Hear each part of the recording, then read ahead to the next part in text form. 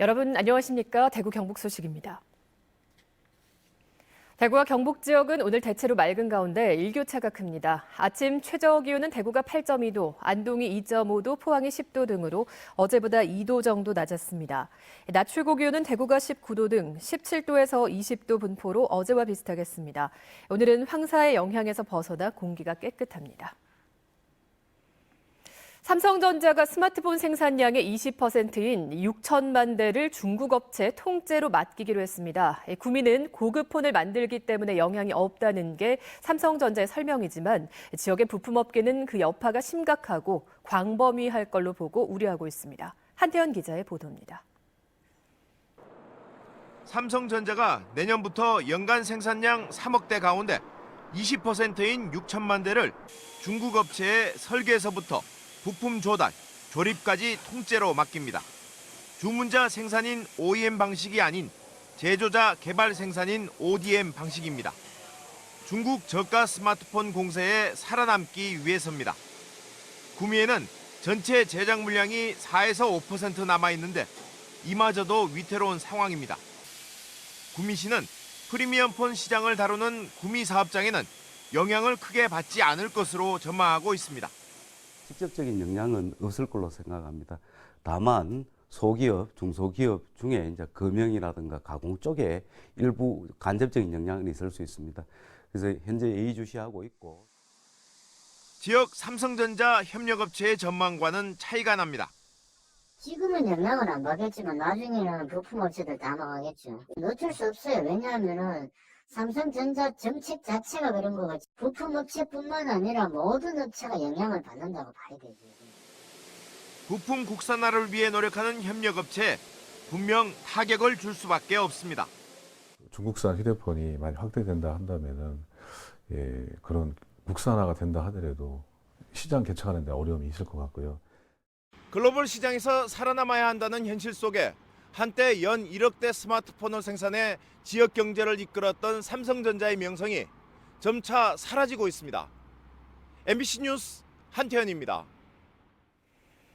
내년 7월에 도시공원 일몰제 시행을 앞두고 있는데요. 지자체마다 이를 두고 대응 방안을 고심하고 있습니다.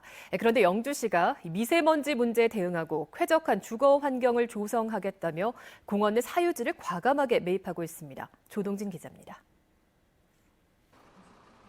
안동시가 도시공원 일부 땅에 아파트를 건립하려는 방침에 대해 지역민들이 거세게 반대하는 집회를 열고 있습니다. 공원 부지 전면 매입하라! 매입하라! 매입하라! 도시계획시설로 지정된 뒤 20년이 넘도록 공원을 조성하지 않는 지역은 내년 7월부터 도시공원에서 풀어주는 도시공원 일몰제가 시행됩니다. 자치단체마다 대응 방안이 서로 다른 가운데 영주시는 도시공원 내 사유지를 매입하는 적극적인 시책을 펴고 있습니다. 올해 예산 160억 원으로 도심 중심에 있는 가흥공원과 구성공원 등 5곳의 22만 7천 제곱미터를 매입했습니다. 사유지 대비 보상 비율은 40%에 이릅니다. 내년에도 110억 원을 확보해 3곳의 공원 20만 3천 제곱미터의 사유지를 추가로 매입할 계획입니다. 이들 공원은 모두 주민의 주거 환경과 밀접한 지역에 있는 공원들입니다. 국가적으로도 심각한 미세먼지 문제에 신속히 대응하고 쾌적한 주거 환경을 조성하기 위해 저희 시는 공원 내 사유지를 매입하는 시책으로 방향을 정했습니다. 도시공원은 모두 녹지 공간으로 미세먼지 흡수나 폭염 완화 같은 순기능의 역할을 해왔습니다. 도시공원 일몰제 시행으로 자칫 도심의 숲이 사라질 위기에 처한 가운데 시군마다 어떤 대응 조치를 내놓을지 관심을 모으고 있습니다. MBC 뉴스 조동진입니다. 경상북도는 다음 달 1일부터 12월 15일까지를 가을철 산불 조심 기간으로 정하고 총력 대응에 나섭니다. 실화에 의한 산불을 예방하고 산림 29만 헥타르의 입산을 통제하며 등산로 176곳, 708km를 폐소했습니다. 또 산불이 나면 현장에 바로 투입할 수 있도록 헬기 30대와 산불 전문 진화 인력 1,200여 명을 비상 대기시킬 계획입니다. 대구시와 대구경찰이 전세버스 안전관리 실태를 점검합니다. 한 해 가운데 전세버스 운행이 가장 많은 가을철을 맞아 교통사고를 예방하기 위해서 반월당이나 어린이회관 같은 전세버스 주요 출발 지점을 돌며 안전관리 실태를 살핍니다. 운전기사의 음주 여부를 측정하고 안전띠와 소화기, 비상망치 상태를 점검하며 차량의 불법 개주 여부도 살핍니다. 경북 야생동물 구조관리센터가 탈진과 사고 등으로 치료를 받아온 독수리 2마리와 수리부엉이 3마리 등 야생동물을 자연으로 방사했습니다. 야생동물은 지난 봄과 여름철 부상이나 조난당한 개체로 치료와 재활훈련을 마치고 자연으로 돌아갔습니다.